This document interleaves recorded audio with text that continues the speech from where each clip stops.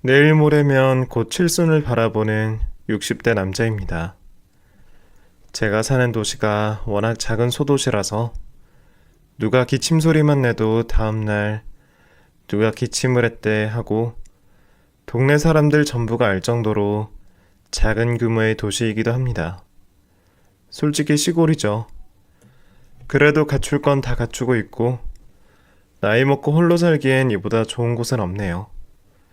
사실 이 동네에 내려온 건 10년도 더 됐습니다. 아내와 함께 요양차 내려왔거든요. 여기는 제 고향은 아니지만 고향과 가까운 동네라서 잘 알고 있는 곳이라 내려왔습니다. 이곳에 온 이유는 아내가 시한부 인생이기 때문이었어요.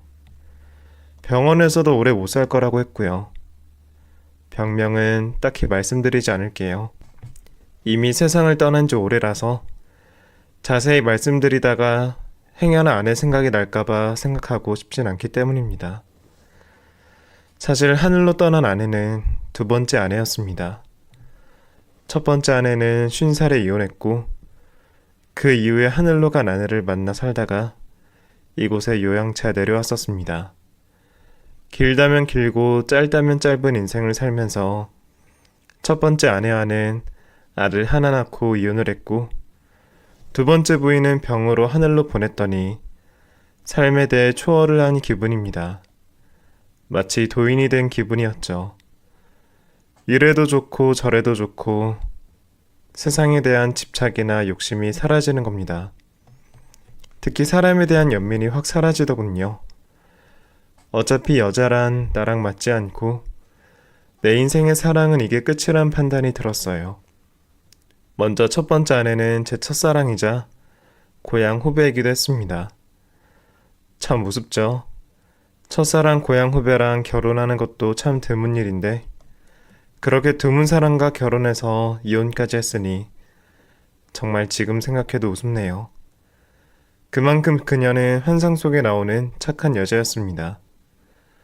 동네 후배였을 때는 제 말을 잘 따르는 여자아이였고 숙녀가 돼서 다시 만났을 땐 세상에서 가장 아름다운 여인이었습니다. 그리고 연인일 땐 저를 늘 생각해주고 현명하게 생각하는 현모양처였고요. 대신 한 가지 단점이 있다면 유독 외로움을 못 견디는 거였어요. 잘 때도 꼭 안아주거나 아니면 옆에 누가 있어야만 잠이 들었고 어딜 가도 혼자서는 못 가는 성격이었습니다. 처음에 깨가 쏟아질 땐 좋았죠. 1분 1초라도 함께 있고 싶었으니까요. 하지만 이것도 하루 이틀이죠. 저도 일이 있고 저도 친구가 필요하고 때론 혼자 있고 싶을 때도 있으니까요. 아내는 매번 저를 꼭 옆에 두고 싶어 했습니다. 잠시라도 떨어져 있으면 시시콜콜 저에 대해 물어볼 정도여서 나중에 머리에 쥐가 나더군요. 이 정도 이야기하면 아이고 보기 좋구만 뭘 그래 이렇게 말씀하실 수도 있지만 이거 안 당해본 사람은 모릅니다. 미쳐요. 게다가 아내가 저한테만 이런 게 아니에요. 조금만 외로우면 뚜르르륵 처가로 가서 지내고 조금만 심심하면 뚜르르륵 친구들 만나러 나갔습니다. 이러니 제가 더 신경 쓰이고 괜히 짜증도 더 났던 거죠. 그래서 하루는 아내에게 당신은 다른 사람 없으면 잠도 못 자고 다른 사람 없으면 시간을 못 보내? 그랬더니 아내가 어이없다는 듯이 저를 째려보면서 당신은 내 마음도 몰라요? 여자 마음도 모르냐고요? 참 기가 찰 노릇이죠. 아시다시피 80년대 중후반에 살림 살았어요. 그땐 진짜 남자들 세상이었죠. 월급 봉투만 가져다 줘도 가장 대접받으며 큰소리치며 살 때였습니다. 하지만 저는 그런 가부장적인 것이 싫었고 맞선도 아니고 연애로 결혼해서 아내를 더 가정적으로 대해주고 싶었습니다. 그래서 챙겨줬던 건데 이젠 도리어 화를 내니 저도 사람인지라 마음이 차츰 식어갔습니다. 그러다 보니 잦은 싸움도 있었죠. 그런데 제가 오죽했으면 아들까지 낳고 잘 살던 전처와 이혼을 했겠습니까? 가장 결정적인 이유가 있었어요. 일단 이혼한 전처는 항상 문제가 많았습니다. 매일 술을 마셨어요. 학창시절엔 그토록 순진했던 그녀가 서울에서 우연히 만나 연인이 되었고 결혼까지 했는데 저는 전처가 알코올 중독자인지 전혀 눈치를 못 챘습니다. 그거 아세요? 진짜 알코올 중독자는 술을 입에서 떼질 않는 게 아니라 늘 술을 생각한다는 겁니다. 무슨 드라마나 영화에서 나오는 것처럼 술을 벽나발로 불어대는 게 아니라 그냥 물 마시듯 홀짝거리고 커피 대신 한 잔 쭉 들이키는 겁니다. 물론 연애 때나 결혼 초창기 때까지 이 정도는 아니었어요. 아들 임신하고 출산 우울증을 좀 겪더니 그 이후에 제가 특허 등록한답시고 가정에 좀 등한시하는 동안 술독에 빠져서 지냈더군요. 심지어 낮에 물을 마시길래 저도 그게 물인 줄 알고 컵에 따라져 있는 걸 마셨는데 소주인 걸 알고 경악을 한 적이 있어요. 틈만 나면 훌쩍훌쩍 마셔대니 너무 놀라서 당신 이게 뭐야? 언제부터 이랬어? 하고 따지니까 처음엔 발뺌을 하고 그거 술이 아니라 약한 알코올성 있는 물이라는 둥 둘러대는 겁니다. 몇 번 다그치고 혼내기도 하고 화를 내기도 했더니 나중엔 불같이 화를 내며 외로워서 마셨다. 왜? 나 혼자 집에서 애 보는 게 힘들어서 술 좀 마셨다. 뭐 어쩔래? 내가 바람을 폈냐? 도박을 했냐? 집에서 혼자 술 마시는 것도 안 되냐? 이러면서 화를 내는데 정말 암담하더군요. 돌이켜보면 그때 술 마시는 걸 말리거나 아니면 어디 시설에 강제 입원을 시켜야 하는데 그놈의 정이 뭔지 그냥 좋아지려니 놔뒀던 것이 화근이 되고 말았네요. 외롭고 힘들어서 알코올 중독자가 됐다는 게 말이 됩니까? 그렇게 따지면 우리나라 전국민 중 3분의 2는 다 알코올 중독이겠죠. 아내는 제가 자기를 알코올 중독자로 만들었고 저 때문에 술을 배웠다며 몰아세우더군요. 참으로 답답했습니다. 앞뒤 안 맞는 말로 저를 협박하고 겁박하는데 정말 더 어이가 없는 것은 장인 장모였어요. 장인은 저를 찾아오더니 제 뺨부터 후려치더군요. 그러면서 하는 말이 자네가 우리 딸을 어떻게 했길래 애가 술독에 빠져 살아, 어? 책임져. 그때만 해도 여자가 술 마시고 다니는 건 상상도 못할 일이고 게다가 한번 이혼하면 거의 인생이 끝나는 판국인지라 거의 시집살이 하면서 귀신이 될 각오로 살던 시절이었는데 오히려 장인어른은 당장 이혼해 이러면서 저를 겁박했습니다. 뺨도 맞았고 장인어른에게 수모도 당했지만 저는 이혼할 생각이 전혀 없었거든요. 어차피 우리 아들의 엄마이고 그건 병이니까 치료를 받으면 된다고 생각했기 때문에 아내를 어떻게든 잘 구슬러서 잘 살아볼 생각이었죠. 그런데 이걸 한 번에 뒤집는 일이 생기는데요. 바로 아내가 술도 술이지만 이미 저 몰래 바람을 한 번 폈었다는 겁니다. 정말 어처구니가 없었어요. 사실 제가 일 때문에 집에 많이 못 오고 가정에 소홀하니까 아내는 외롭다는 핑계로 술도 좀 마시고 소위 말하는 노는 아줌마들과 어울렸던 것 같습니다. 그때 카바레에서 어떤 제비 같은 놈을 만나서 이미 몸도 마음도 준 상태였는데 더 큰 문제는 이 제비에게 돈도 어느 정도 뺏긴 후더라고요. 물론 나중에 정신 차리고 제비랑 헤어졌다곤 하지만 제가 보기엔 너무 어처구니가 없는 겁니다. 이런 짓거리를 했으며 여보 미안해. 내가 잘못했어. 이렇게 싹싹 빌어도 모자를 판국에 오히려 아내는 제 핑계를 대며 제가 나쁜 놈이니 이혼하자고 몰아세우는 겁니다. 그러면서 하는 말이 나는 깨끗하다고. 깨끗해. 이렇게 큰 소리를 쳐댔어요. 장인도 와서 자기 딸이 무슨 죄가 있냐며 큰 소리 쳤고요. 제가 동네 창피해서 못 살 지경이더군요. 그래서 장인과 대판 싸우고 아내에게 집을 나가라고 소리치니까 아내가 갑자기 엉엉 울며 비는 겁니다. 여보, 내가 잘못했어. 내가 생각이 짧았어. 이러는데 정말 사람 한장하겠더군요. 아내는 술만 마시면 폭력적으로 변하거든요. 하지만 술기운이 빠지면 갑자기 사람이 약해지고 기운이 없어서 천상 착한 사람으로 돌아왔습니다. 정말 미쳐버리겠더군요.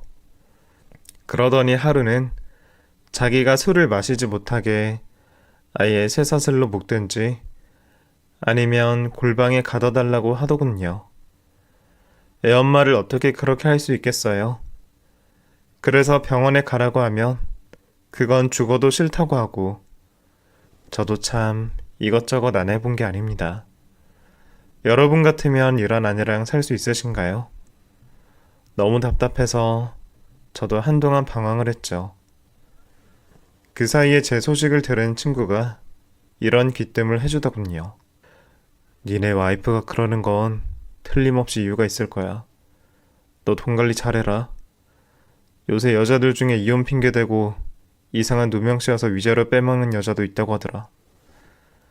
그때만 해도 그 말 듣고 말도 안 된다고 생각했습니다. 그래도 사랑했던 사이인데 무슨 사건 사고를 만들어서 이혼까지 할 정도겠나 이런 생각이 들었죠. 근데 그 일이 실제로 현실로 일어난 겁니다. 그날도 아내는 술판을 벌였는지 집에 또 빈 캔들이 나뒹구길래 저도 모르게 화를 내고 캔을 잡아서 다 엎어버렸습니다. 그랬더니 아내가 저를 폭행범으로 신고를 했습니다. 경찰이 와서 인사불성의 횡설수설하는 아내 말을 들으며 저에게 신고자가 아내분이고 너무 취해서 신고 접수가 안 될 정도인데 두 분이 웬만히 합의하시죠? 에? 이럴 정도였어요. 하지만 제가 미칠 것 같아서 그냥 저를 잡아가 달라고 했습니다. 집안 구석에 그녀랑 있는 게 너무 싫어서 저도 모르게 욱하면서 그런 말을 해버린 거죠. 아들은 울고불고 아내는 횡설수설하면서 저놈이 날 때렸어. 이런 소리나 하고 물론 경찰은 신고도 들어왔고 제가 때렸다고 자백을 하니 경찰서로 연행한다고 찜찜한 표정으로 말은 하는데 아들이 증인이라며 중간에 가로막아서 그냥 해프닝 정도로 일단락됐지만 그때 이혼을 해야겠다고 결심을 했습니다. 전후 사정 모르는 장인이랑 장모는 제가 진짜로 자기 딸을 때린 줄 알고 위자료 내놓으라고 소리소리치고 저는 양육권만 가져오는 조건으로 위자료 주고 아내랑 이혼을 했습니다. 그 이유는 정말 상상도 하기 싫을 정도네요. 전처와 이혼하고 난 후 아들도 좀 삐뚤어지고 저도 아들 키우랴 엄마랴 바쁘게 살았습니다. 이래저래 실수도 하고 뜻하지 않게 남에게 피해를 끼치기도 했고요. 어느새 정신을 차려보니 60을 바라보는 나이였고 두 번째 결혼을 하게 됐죠. 솔직히 재혼한 그녀를 많이 이야기하고 싶진 않습니다. 너무나 사랑스럽고 너무 좋은 추억만 많기 때문입니다. 그녀의 투병 이야기도 자세히 쓰고 싶지 않기도 하고요. 그걸 생각하면 제 마음이 너무 고통스럽기 때문입니다. 처음엔 방황하던 아들도 제가 재혼한다는 말에 펄쩍 뛰더니 나중에 새엄마의 진심을 알고 진짜 엄마처럼 대하기 시작하더군요. 그러면서 정신 차리고 공부하더니 지금은 경찰이 됐습니다. 아내는 재테크에도 머리가 밝았어요. 제가 모은 돈을 불릴 줄 아는 여자였죠. 늘 은혜만 입었네요. 그녀를 생각하면 또 눈물이 나올 것 같습니다. 사실 늦은 나이에 만나 서로를 위하려는 마음 하나만 믿고 합친 거라 그녀는 저에게 받으려는 것보단 많은 걸 베푼 여자였고 또 상처받은 제 마음을 위로해 주려고 노력한 여자였습니다. 그래서 점점 병세가 더 기울어져 갈 때 제 고향 근처에 있는 이곳에서 여생이라도 편하게 보내게 해주려고 내려왔던 거고요. 그나마 좋은 공기 맡으며 더 오래 산 거라고 저는 믿습니다. 할 말은 많지만 이쯤에서 줄이고요. 어쨌든 한이 많은 결혼 생활에 대해 자세히 말씀을 드려야 할 것 같으니 이혼한 아내는 전 부인이라고 하고 재혼했지만 사별한 아내를 그냥 부인이라고 표현하겠습니다. 어쨌든 이혼 한 번에 사별까지 해서 사실 큰 의욕 없이 이 시골에 눌러앉아서 살고 있는 사람입니다. 뭘로 먹고 사냐고요? 다행히 젊을 적에 벌어놓은 돈이 있고 제 이름으로 등록된 특허 같은 것이 있어서 그걸로 저 혼자 먹고 사는 데는 아무런 문제가 없습니다. 게다가 사별한 부인이 재테크에 좀 밝은 편이라서 땅을 좀 사둔 게 많이 오른 터라 다행히 먹고 사는데 지장은 없어요. 전 부인 사이에 아들 하나 있는데 이미 장가가서 경찰 공무원으로 일하고 있는 터라 자식 농사로 걱정할 필요도 없고요. 한마디로 말해 삶이 큰 걱정은 없습니다만 오히려 이러니 더 의욕이 없더라고요. 그래서 일부러 더 마을 일에 매달렸어요. 딱히 할 일도 없고 만날 사람도 없으니 마을 사람들에게 더 친절하게 내 일처럼 잘해줬더니 이래저래 신망도 얻게 돼서 일석이조였습니다. 게다가 한 동네에서 10년 넘게 살았으니 이 동네 소식은 제 손바닥 보듯이 잘 알고 있죠. 말 그대로 토박이이자 한 다리만 건너면 다 알 정도라고 보시면 될 것 같아요. 그래도 요즘 기농이네 기촌이네 외지 사람들이 많이 와서 모르는 사람이 부쩍 늘긴 했지만 누구네 이사가고 누구네 결혼하고 누구 부모님 돌아가셨고 어쨌든 한 다리 건너 소식까지 제가 다 알고 있습니다. 주변에선 국회의원 나가라고 농담을 할 정도니까요. 나름 동네에서 마당발로 불리며 잘 지내고 있었죠. 호랩이 혼자서 여유있게 살다 보니 동네 사람들도 다 알게 됐고 특히 편의점 운영하는 40대 돌싱녀가 상당히 저에게 관심을 보였죠. 솔직히 제가 매력 있거나 잘생긴 남자는 아닙니다만 제가 매너 있게 행동해서인지 살면서 몇몇 여성분들이 많은 관심을 보여줬는데 나이가 무려 20살 가깝게 어린 돌싱녀가 관심을 보이니 많이 당혹스럽더군요. 그래도 동네가 코딱지만큼 좁은 터라 행여나 이상한 소문이라도 날까봐 저는 그녀에게 손끝 하나 건들지 않았습니다. 괜히 말을 섞으면 이상하게 소문날까봐 오히려 편의점 2번 갈 걸 한 번만 가거나 아예 안 가고 더 먼 곳에 있는 편의점으로 갈 정도였으니까요. 그러다가 우연히 동네에서 돌싱녀를 만나면 삐죽삐죽거리면서 편의점 와서 생수라도 좀 받아가세요. 제가 따로 챙겨드리려고 이번에 생수랑 몇몇 생필품이랑 모아놨는데 괜찮아요. 저도 돈 있고 그런 거 집에 다 있습니다. 남자 혼자 살면 뻔하죠 뭐. 제가 가서 살림한다는 것도 아닌데 뭘 그러세요. 그냥 물이에요 물. 남는 거 가져가시면 돼요. 이러면서 들이대는데 곤란한 적이 한두 번이 아니었거든요. 솔직히 20살 가까이 어린 여자 만나고 혼자 사는 남자인데 뭘 잘났다고 튕기냐 이러실 수도 있지만 저는 이제 여자랑 엮이고 싶지도 않고 무엇보다 그렇게 말 많은 여자는 질색인지라 아예 처음부터 선을 확 그었거든요. 그러면서 소일거리 좀 하며 동네에서 잘 살고 있었는데 어느 날 편의점 돌싱녀가 아저씨 혹시 소문 들으셨어요? 요즘 이 동네에 이사 온 할머니 한 분이 계신데 엄청 말이 많더라고요. 이런 동네 이사 온 거 보면 여기가 고향인가 보네요. 맞아요. 여기가 고향이라고 왔다곤 하는데 동네 사람들이 뒷말이 많더라고요. 누군데요? 저야 모르죠. 그냥 들리는 소문이 젊을 적에 서울로 시집가서 살다가 무슨 술집 다니던 여자라고 하던데 저도 그 얘기까지만 들었어요. 저는 뭘 시덥지 않은 이야기하는 편의점 여자가 못 믿어서 얼른 자리를 피하긴 했는데 은근히 신경 쓰이더군요. 옆집 수저 개수까지 알 정도로 동네 사람 사정을 뻔히 아는 시골에 누구 하나 이사 오면 소문이 확 돌았죠. 게다가 고향이 이 동네의 타지에서 술 장사한 여자라니 이 동네에서 입방아 찌을 사람 많겠다는 생각이 들었습니다. 근데 그 우려가 진짜 현실이 됐습니다. 어느 날 제 인생에 태클이 들어왔습니다. 바로 이혼한 지 10여 년 만에 만난 전처 때문입니다. 세상에나 그녀가 고향으로 돌아왔다는 겁니다. 편의점 돌직녀가 떠들어댔던 게 전처였던 거죠. 솔직히 전처가 올 수도 있죠. 여우도 죽을 때 고개를 고향 쪽으로 향하고 죽는다는데 나이 먹은 여자가 자기 고향으로 내려온 게 뭐가 잘못이겠습니까?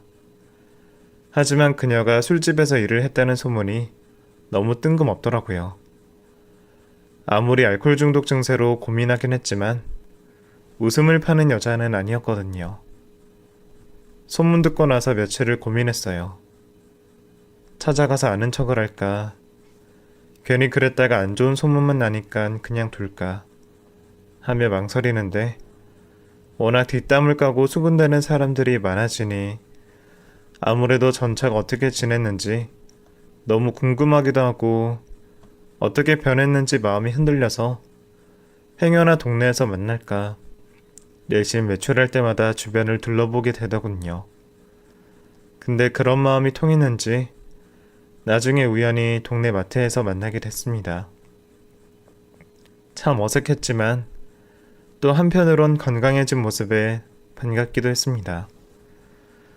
사실 살면서 중간에 몇 번 아내에게 연락이 오긴 했었고 아들 말로는 저 몰래 몇 번 만나기도 했었다고 들었습니다만 제가 보기 싫어서 안 만났고 제가 너무 극렬히 싫어하니까 나중엔 아들도 전처 소식을 전해주지 않았는데 막상 만나니까 반갑기도 하고 짠하기도 하고 여러 감정이 드는 겁니다.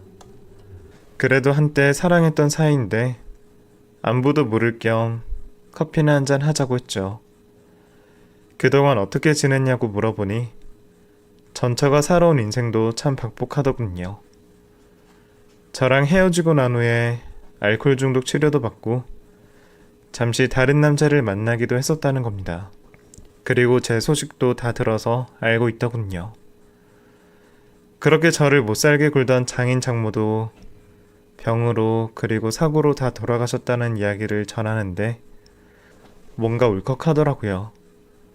전처도 혼자 되니 외롭고 쓸쓸해서 이것저것 정리해서 나와보니 갈 곳도 딱히 없어서 고향으로 내려왔다는 겁니다. 사실 갈등도 많이 했다고 하더군요. 당신이 이미 고향 내려와서 재혼한 분하고 잘 살고 있다는 이야기는 들었어요.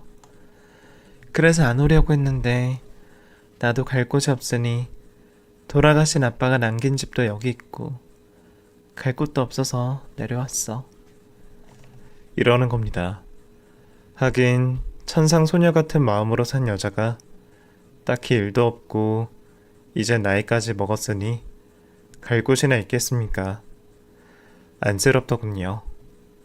그나마 먹고 살려고 미용기술을 배운 게 있었다면서 그걸로 이 동네에 미용실을 하나 해보고 싶다고 하는 거예요. 그 말을 듣는 내내 정말 열심히 산 전처를 돕고 싶더라고요. 제가 할 수 있는 게 인맥밖에 없으니 열심히 발품을 팔아주기로 했습니다. 그래서 바뀐 동네 분위기도 좀 알려주고 전처가 동네에 적응을 잘할 수 있도록 제가 같이 다니면서 동네 사람들을 소개도 시켜주고 인사도 시켰습니다. 처음엔 사람들이 엄청 수군댔습니다. 하긴 그럴만도 하죠. 소문도 안 좋은 여자를 소개시켜주는 제 모습도 이상했겠지만 알고 보니 둘이 전부인과 전남편인데 이제 와서 이러는 모습이 이상하게 생각하는 분도 계셨을 겁니다. 다 알죠. 하지만 그런 소문 무서워서 전처를 나몰라라 하기에는 제 마음이 편치가 않더라고요. 언젠가 진심은 통할 거란 생각에 발품 팔고 다니니 몇몇 분들은 제 진심을 알아주고 참 바보인 거야. 아님 그냥 사람이 좋은 거야. 나 같으면 생각했구만. 어떻게 전처 밥그릇까지 챙겨주려고 이 고생을 해? 이러면서 저를 돕기도 했습니다. 조금은 형편이 나아지니 분위기 봐서 전처에게 슬쩍 물었습니다. 근데 처음에 소문이 이상하게 났던데 그거 소문 진짜야? 자연스럽게 아내의 과거 행보를 물었죠. 물론 제 기억에는 아내가 웃음을 팔고 다닐 시간이 전혀 없었거든요. 근데 아내 역시 제 말에 깔깔대며 당신도 참 제가 그럴 사람으로 보여요? 병원에서 알코올 중독 치료 받기도 바빴는데 언제 그런 짓을 하고 다녀요? 이러는 거예요. 그 말이 참 안심이 되더군요. 지금 내가 하고 다니는 짓이 결코 헛된 짓은 아니구나. 그리고 아들에게 떳떳한 엄마로구나. 이런 안도감이 밀려왔습니다. 어쨌든 아내에 대한 평판도 좋아지고 이래저래 아는 사람 도움을 받아서 동네 외곽이긴 했지만 빈 가게를 하나 소개받게 됐습니다. 전처는 가격도 저렴하고 오히려 너무 번화가가 아니라서 기존 미용실과 경쟁하지 않아도 된다며 기뻐하더군요. 하긴 시골 텃세도 만만치 않은 터라 그게 나을 수도 있다고 말해줬죠. 너무 외곽이라 섭섭해할 만도 한데 오히려 긍정적으로 생각하는 전처가 고마웠어요. 그렇게 미용실을 오픈할 수 있었습니다. 오픈식 날 전처는 제 손을 잡고 너무 고맙다며 펑펑 울더군요. 미용실 한켠에서 전처랑 오랜만에 둘이 마시는 맥주가 그렇게 시원하고 맛있을 수가 없었어요. 전처와 저도 시원한 맥주처럼 시원하게 우정을 나누며 보낼 줄 알았는데 그게 저의 큰 착각이라는 걸 깨닫는 데는 시간이 오래 걸리지 않았습니다. 미용실 오픈하고 몇 달이 지났을까 동네 이상한 소문이 도는 겁니다. 동네 남자들이 자꾸 전처의 미용실을 드나든다는 소문이었습니다. 처음엔 그 말을 듣고 머리를 잘 깎으니까 그러겠지 라고 생각했죠. 근데 전처의 매상도 올려줄 겸 몇 번 가봤지만 전처의 미용 솜씨가 그렇게 좋은 편은 아니었거든요. 그러니 몇 달 사이에 솜씨가 급하게 좋아질 리는 없었습니다. 게다가 왜 하필 남자들이 자주 들락거린다는 소문이 생긴 건지 의아하더군요. 그래서 전처 가게를 찾아가 봤습니다. 그냥 평범한 미용실 분위기였고 안쪽엔 전처가 숙식을 하는 주방과 작은 방 하나가 있었고요. 그리고 냉장고에 맥주가 좀 있긴 했는데 날이 더워서 밤에 홀짝홀짝 마신다고 하더군요. 누구나 다 그렇게 사니까 별 의심을 안 했습니다. 대신 맥주는 좀 치우면서 이거 괜히 불안한데 이러니까 전처가 이젠 다 나았어요. 그냥 더우니까 둔 거고 옛날처럼 절제력 없이 마시는 거 아니에요. 이러길래 믿었죠. 잘 지내냐, 손님은 많이 오냐, 형식적인 얘기를 주고받곤 집으로 돌아왔습니다. 동네 여자들이 전처를 질투해서 헛소문을 퍼뜨리나 보다 이렇게 생각을 하고 편한 마음으로 TV를 보고 있는데 마침 동네에서 친하게 지내는 동생에게 전화가 와서 술 한잔 하자고 하더군요. 마침 다음날 일도 없고 해서 가벼운 마음으로 동네 대포집에 가서 맥주 한잔 하고 있는데 후배가 뜬금없이 이런 말을 하는 겁니다. 형님, 요새 그 소문 들으셨어요? 뭔데? 그 형님, 예전 형수님 댁에서 요즘 이상한 소문이 들리던데. 뭔 소리야? 거기서 남정네들이 꽤 왔다 갔다 한대요. 그 말을 듣는 순간 머리카락이 쭈뼛 서더군요. 사실 아내가 정숙한 여자인 건 100% 틀림없습니다만 그래도 술 마시고 인사불성이 돼서 한때 제비족하고 그렇고 그런 사이였고 물론 나중에 아내가 속았다는 걸 알았지만 그래도 느낌이 이상한지라 아무래도 안 되겠다 싶더라고요. 그래서 동네 후배에게 그 미용실에 들어갔다 와줄 수 있냐고 부탁한 후에 같이 후배랑 전처의 미용실로 갔습니다. 후배도 저를 돕겠다며 손님인 듯 미용실 안으로 들어갔어요. 그래서 남편 뒤를 밟았죠. 순간 온갖 잡생각이 다 들기 시작하더군요. 혹시나 미용실 안에서 이상한 남자라도 나오면 어떡하나. 하긴 이제 내 여자도 아닌데 그게 무슨 상관인가. 별의별 생각이 드는 겁니다. 근데 조금 있다가 후배가 웃으면서 미용실에서 나오는 겁니다. 도대체 안에서 뭔 일이 있냐고 물어보니 별건 아니고요. 소문이 반은 맞고 반은 틀리네요. 이러는 겁니다. 무슨 말이냐고 했더니 낮에는 미용실하고 밤에 동네 아저씨 몇 분이랑 아줌마들이 모여서 고스톱 치고 있었다는 겁니다. 한마디로 말해 어느 동네에나 있는 사랑방 같은 거였어요. 전처 딴에는 동네 사람들하고 친해지려고 하다 보니까 미용실 문 닫고 몇몇 사람들 오라고 해서 맥주도 좀 대접하고 고스톱 치라고 판 깔아준 거였는데 몇몇 사람들이 그 장면을 오해하곤 남정네가 드나든다고 생각한 거였죠. 이걸 다행이라고 해야 할지 아니 뭔가 좀 잘하라고 당부를 해야 할지 참 헛웃음만 나오는 겁니다. 사실 제가 그런 말 할 자격도 없는데 참으로 습관이란 무서운 게 나중에 전처를 만났을 때 저도 모르게 미용실에서 고스톱 판 버리지 말라고 주의를 주게 됐습니다. 전처는 그게 무슨 죄냐며 그런 이상한 눈으로 보지 말라며 화를 내더니 당신은 집안에서 혼자 술 마시고 있다면서요. 동네에 소문 다 났어요. 뭐 잘났다고 그렇게 고상한 척해요? 차라리 동네 사람들하고 이렇게 어울리니까 저는 금방 친해졌거든요.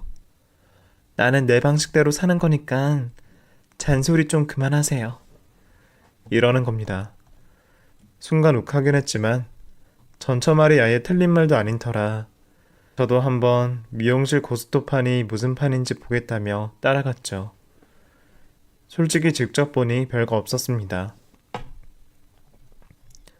당구장에서, 동네 슈퍼에서, 심지어 파출소 앞 복덕방에서도 고스톱을 치는데 전처 미용실에서 고스톱 치는 게 뭐 이상한 일이라고 대수롭지 않게 생각했고 저도 가끔 가서 동네 사람들하고 고스톱도 치고 더 친해지게 됐습니다.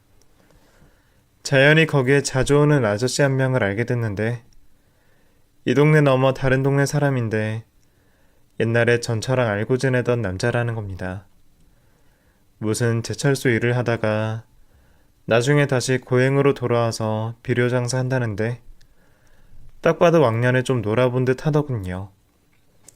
말투가 좀 껄렁껄렁하긴 한데 의외로 예의 바르고 선후배 깍듯해서 4살 위인 저에겐 정말 예의가 바르고 친절했어요. 자연히 전처랑 그 사람이랑 저랑 셋이 잘 지내게 됐고요. 나중에 이야기 들어보니 전처가 이 동네 다시 정착하는 동안 그 동생도 많은 도움을 줬더군요. 솔직히 약간의 질투도 생겼습니다만 진짜 별다른 사이가 아니라길래 의심을 거뒀습니다. 사실 둘이 사귄다고 해도 제가 뭐라 할 처지도 아니니까요. 그렇게 고스톱 사건은 마무리되는 줄 알고 다시 일상처럼 보내고 있는데 몇 주 후에 미용실 앞에서 동네 아줌마와 전처가 머리 끄댕이를 잡고 싸웠다는 겁니다. 왜 그런가 알아보니 아줌마 남편이랑 전처랑 미용실 안방에서 부적절한 관계를 맺으려다가 현장을 들켰다는 거예요. 전처는 부적절한 관계를 맺은 적 없고 맞고를 치고 있었다고 이야기를 했지만 누구 하나 믿어주는 사람이 없었죠. 그 말을 듣는 순간 저도 머리가 띵해지는 겁니다. 지금까지 전처가 쇼한 게 아닐까 의심이 들더군요. 어쨌든 물증이 나오니까 배신감이 들더군요. 하지만 전처는 절대 그런 일 없다며 무고죄를 어쩌고 저쩌고 해서 억울해하더니 내 아들이 경찰이야. 당신 잘잘못은 우리 아들 앞에 가서 따지라고. 하며 소리소리 치는 겁니다. 제가 더 얼굴이 화끈거리더군요. 굳이 이럴 때 아들을 왜 들먹이는지 자식 있는 부모라면 제 심정 이해하실 겁니다. 몇십 년 만에 나타나서 동네에 분탕질을 해도 유분수지. 제일 나서서 가장 많이 도움을 준 저에게 이런 식으로 엿을 먹이나 도저히 용서를 할 수가 없겠더라고요. 근데 나중에 전처는 정말 미안하다며 가게 보증금 받으면 그냥 고향을 떼겠다며 용서를 구했습니다. 하지만 이미 눈이 뒤집힌 저에게 그런 말은 귀에 들어오질 않았습니다. 그래도 이건 아닌 듯해서 언젠간 진실은 밝혀줄 테니까 떠나지 말고 괜히 이 집 고스톱판 버리지 마 하며 선을 그었죠. 그런데 그때 미용실에서 만난 후배에게 연락이 와서 술 한잔 하자고 하는 겁니다. 저도 속상한 마음에 그 후배랑 술 한잔하며 이런저런 이야기를 나누는데 그 후배가 하는 말이 형님이랑 동생이랑 옛날에 부부 사이인 건 잘 알고 있고 헤어졌으니 남남이란 것도 잘 알지만 그래도 전처가 저렇게 오그라게 사는 게 안타깝지도 않으셔요? 에? 나 같으면 돈 좀 보태서 잘 살라고 해줄 것 같은데 이러는 겁니다. 저도 그러고 싶지만 돈이 없다고 했더니 그 후배가 계속 뭐가 돈이 없냐며 소문 다 났다고 자꾸 제 신경을 건드는 겁니다. 그래서 저도 술김에 지금 웬만한 재산은 다 부동산으로 묶여 있고 특허권도 이거 함부로 양도 못해서 내가 죽고 나서 그걸 지정한 사람에게 넘어간다는 이야기를 전해줬죠. 그랬더니 후배가 갑자기 한숨을 푹 쉬더니 아휴, 미용실 동생은 어디 가서 도움도 못 받겠네. 안 됐네. 이러면서 가는 겁니다. 저도 당장 도움을 못 주니 미안하더라고요. 그리고 그 일도 지난 후에 어느 날 미용실 동생이 식사 대접하겠다며 미용실 오라고 하는 겁니다. 마음 편히 갔더니 카레를 만들어주길래 밥 먹고 이런저런 이야기를 하며 앞으로 전처 계획을 듣는데 엄청 졸립더군요.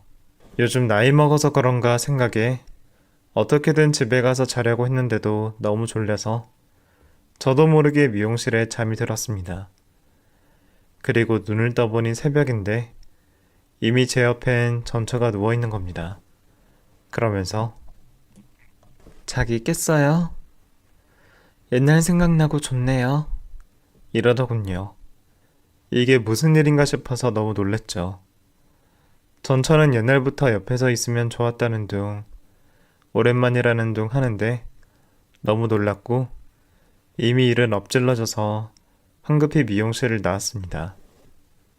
그리고 그날 뜬 눈으로 밤을 새며 내가 왜 그랬을까 별의별 생각이 다 드는데 다음날 청천벽력 같은 이야기를 전처가 하는 거예요. 오빠, 주시기로 한 돈이랑 물건 지금 받으러 가면 돼요? 이러는 겁니다.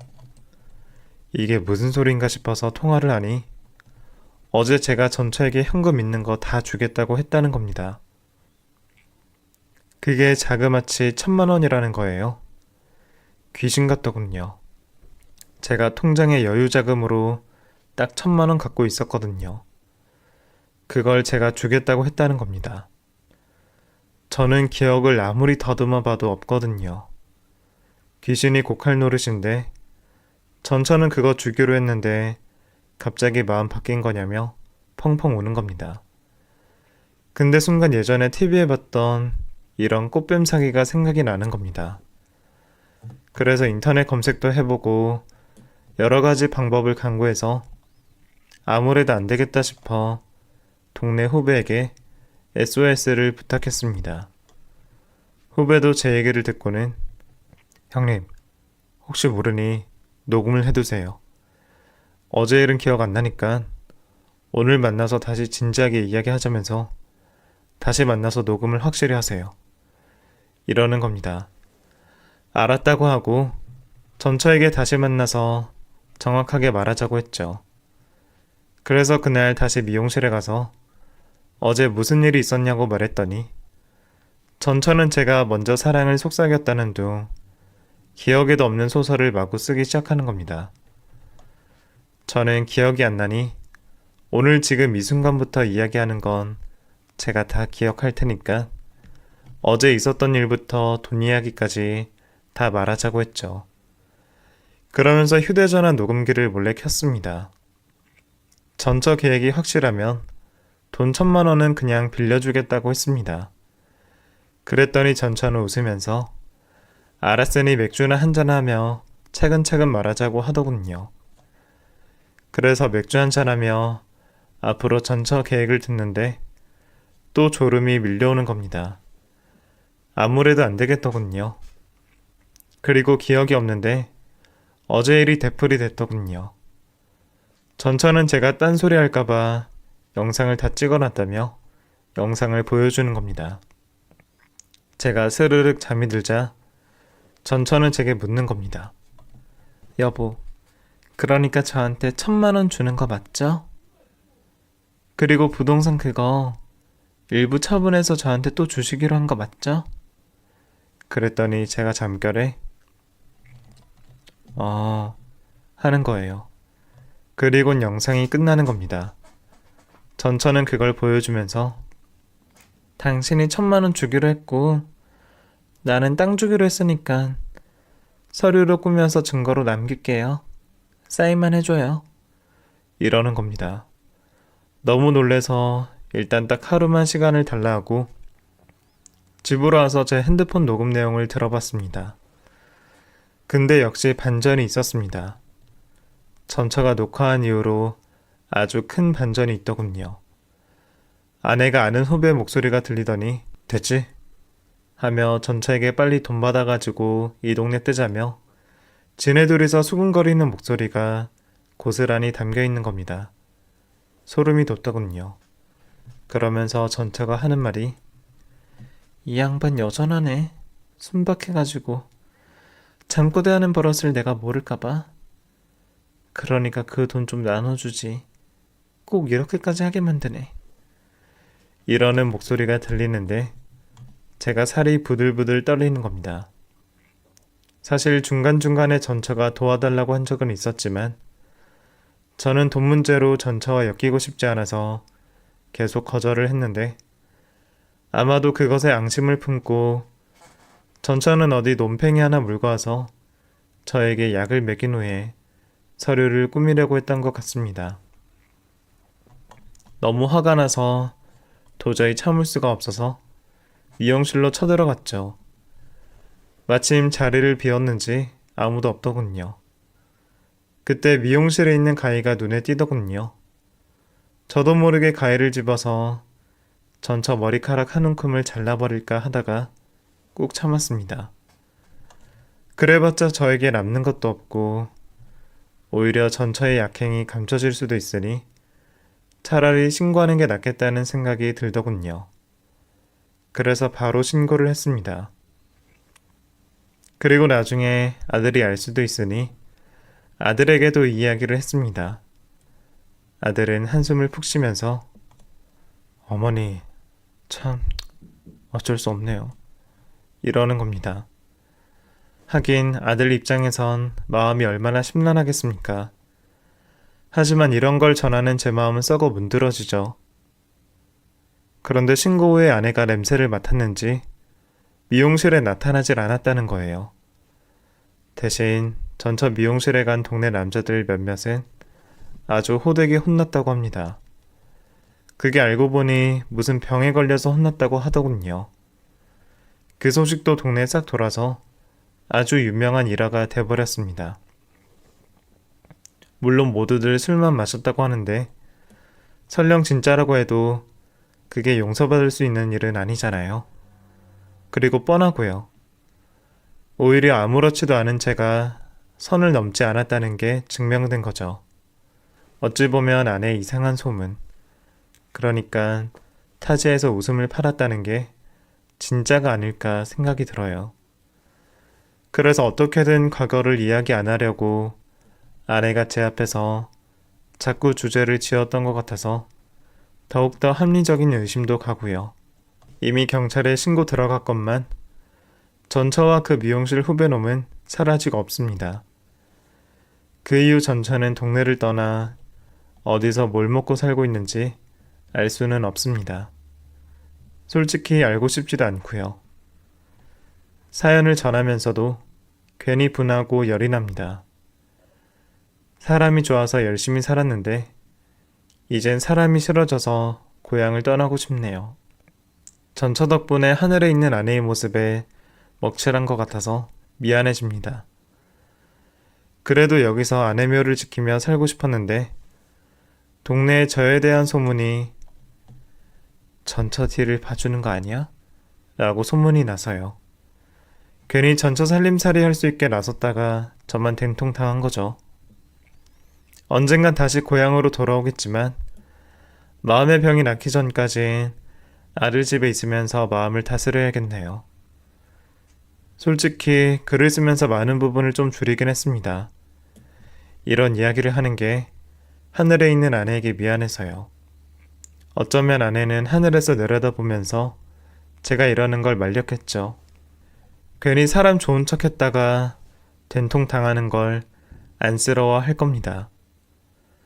하지만 제가 분해서 도저히 이야기를 안 하곤 못 베기겠더라고요. 어쨌든 어서 빨리 전처가 잡혀서 동네 사람들에게 제 억울함이 해소됐으면 좋겠습니다. 그냥 도와주려는 뜻이었는데 이젠 아내를 보지도 못하니 억울하고 눈물만 납니다. 사연 들어주셔서 감사합니다.